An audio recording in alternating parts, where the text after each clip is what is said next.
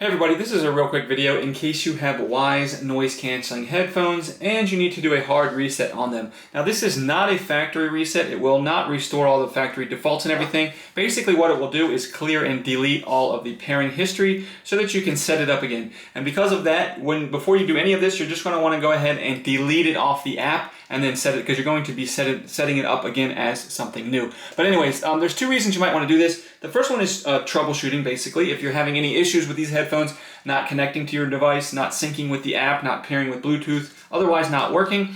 And then if you decide you just can't get them fixed and you want to get a new set of headphones, I'll go ahead and put a link in the description to a good pair of headphones at a good price. But anyways, you also might want to do this if you get a new phone or something and you just want to set these up on a new device just like they're new coming out of the box with not trying to pair with anything else. We can go ahead and do this really easily.